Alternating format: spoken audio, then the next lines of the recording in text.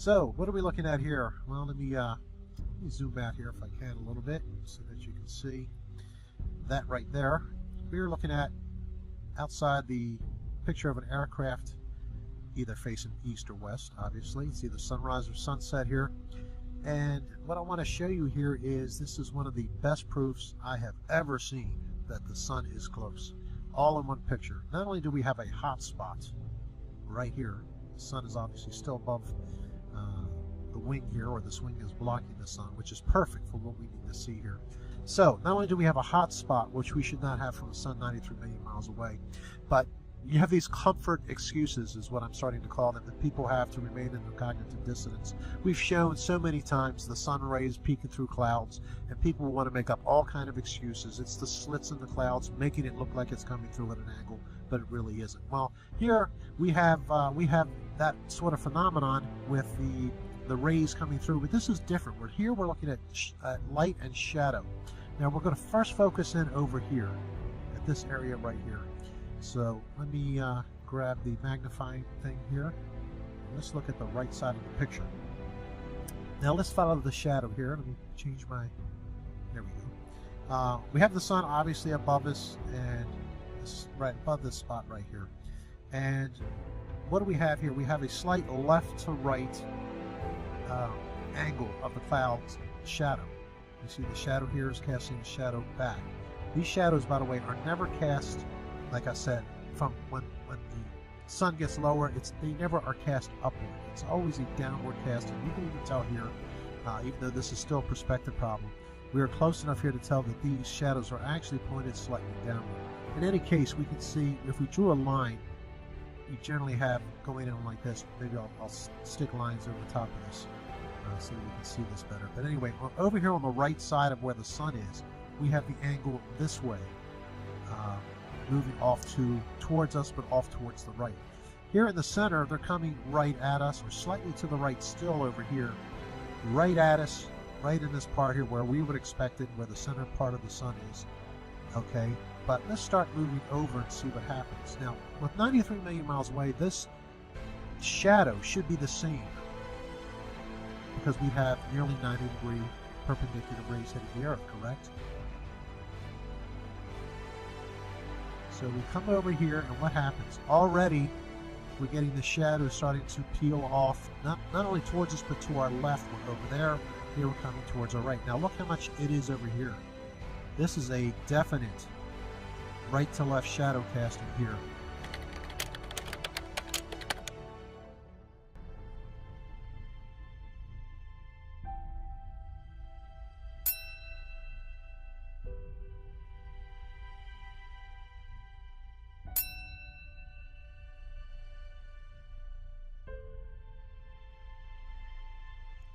Now, at some point in cognitive dissonance that people have, I would think, anyway, you'd have to come to a point in your life where you'd have to say, maybe we have been lied to. Here we have no obstructions. We have the sun above the clouds. There's no magical slits that are taking place. We have sunlight and we have shadow. And as we know, when you have one source, which is the sun here, you can only have shadow coming in one direction, which is away from the source. So it really comes down to this. It really does. Light and shadow. At 93 million miles, 92 million, 91, whatever, it varies a little bit through the year. These white lines here, they represent exactly what we should see. Absolutely exactly what we should see. We should see all the shadows coming in the same direction, no matter how far and wide we can see. It is a must with that distance. If you don't believe me, do the math. People have done the math. I've done the math. There are calculators online where you can find out what the angle of the sunlight would be at that distance. It is so near 90 degrees that you can just say it's perpendicular.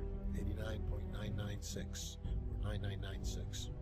So this is what science says we should see with their model. Yet what do we actually see? This is what we see. And you can take these lines off, pause the video, there you go. You can see I'm not lying about what's going on. I'm not misinterpreting what is being seen. So what's the difference between the two? Well, there's both of them at the same time. Quite a difference. 90 degrees versus all kind of different degree angles. And as we're going to see in a little bit in this video, as we get towards the edges, they're even more extreme. People want to have some sort of empirical proof. Here it is right before your eyes. We don't even need to take into consideration perspective because all of this is close to the observer. At some point, you have, if you're in denial about this, you have to ask a scientist, ask someone who is supposedly good with physics or engineering or whatever. Ask them, how is it possible that we are seeing shadow coming at different angles in such a short span of distance when we have one light source in the distance? They'll be scratching their head too, I'm sure. Then when we come back here, let's continue to go over here. Look at this baby here. Look at this nice little cumulus cloud sitting here. And we have this casting of the shadow way off to the left, almost perpendicular to us now. So we went from, an oblique left to a slight oblique left coming towards us, and then on the right side.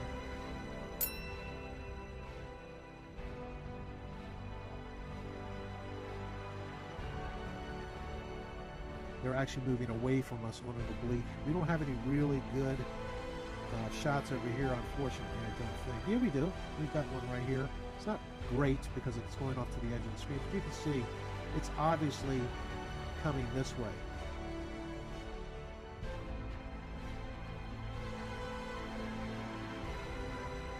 This is about as solid as a proof as I've seen. Now, these are shadows. These are not slits that the sun is forced to come through certain angles. These are clouds minding their own business, just hanging out there, and the shadow cast is coming at all kind of different angles depending on the proximity of the sun. This is an impossibility with a 93 million mile away sun.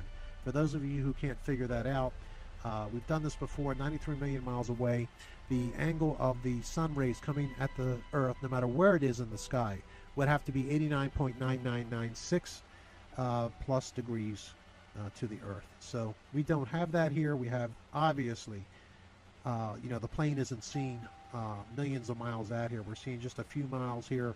We have shadows off to the right, on our right, shadows coming towards us when we are facing the sun, and to the left of the sun, the shadows are going out that direction. So only these kind of angles could be produced by a very local sun.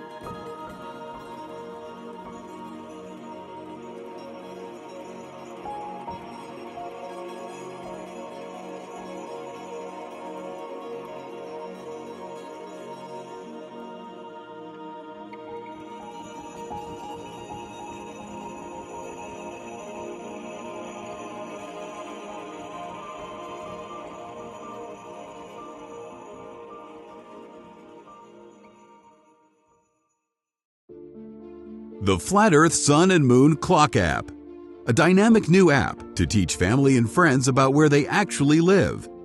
The sky is a perfect clock. The sun measures the hours and days.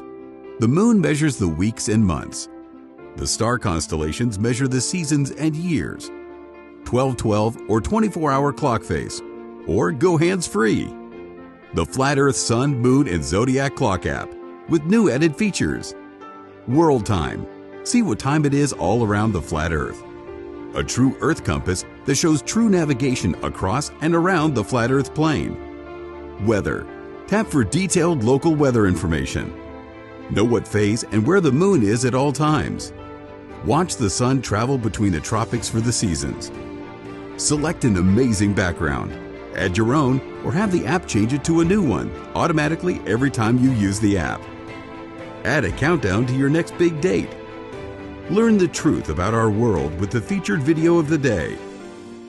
Web button for additional flat Earth related features, from the mythical curve calculator all the way to Tartaria. While talking to friends, easily pull up pictures that expose the globe lie and shine light on the flat Earth truth. Video playlists in different languages. See the real trade winds circling the flat Earth, and clean screen features. Simply click off the items you don't wish to see. The Flat Earth Sun, Moon, and Zodiac Clock app is the best tool to show your friends and strangers how our flat Earth actually works.